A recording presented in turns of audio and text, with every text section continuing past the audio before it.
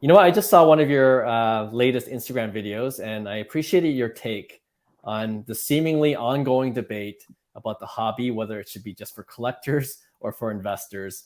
I was wondering if you could just elaborate on that a bit here and address the fact that the hobby, as you state in the video, is this multi-billion-dollar business.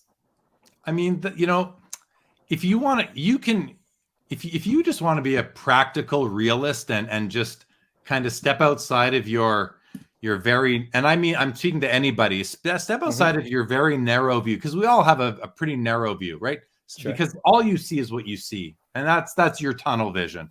So if you step outside of that and think about it, like the hobby is actually built on a business. It was, and in that clip, that was a clip from one of my episode a couple Saturdays ago on Sports Cards Live. If you read what I wrote in the description, I actually say that, the hobby started as a business. It didn't start as a hobby. It started as a business, right?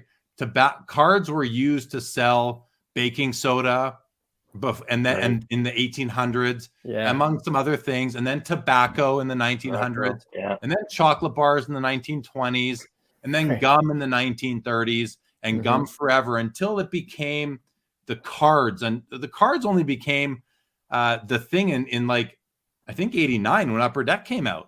Even when Donruss and Fleer came around in 81 or 82 or 83, whatever year that was, I think there was gum in those packs. So, I mean, the gum was a bonus. At that point, it was more about the cards. I understand that. But like the hobby was created. The cards were created to sell other products. They were a premium to sell other products. So that's a business. And it's always been a business. There have always been companies that have been profit driven in the hobby. Now, collectors we don't like to think of it as a business. We like to think of it as a hobby. And we seem to think that there's a divide there.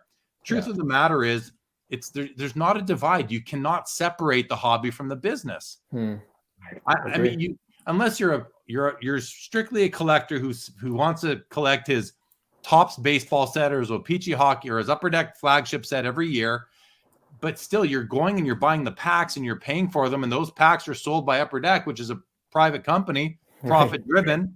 So, and then I go on to say, listen, if you want to collect as a hobby, go ahead. You can do that.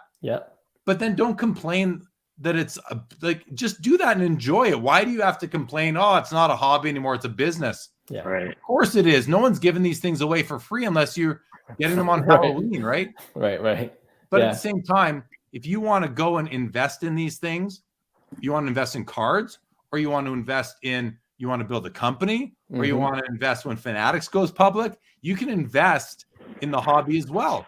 And like I said at the very end of that clip, we'll see how that goes for you. Some people will be very successful and some people will lose their shirt, as we've seen over the past 3 years. So I just don't think I just get kind of annoyed when I see people complaining that it's not a hobby anymore. They ruined the hobby. No, you allowed them to ruin the hobby for you.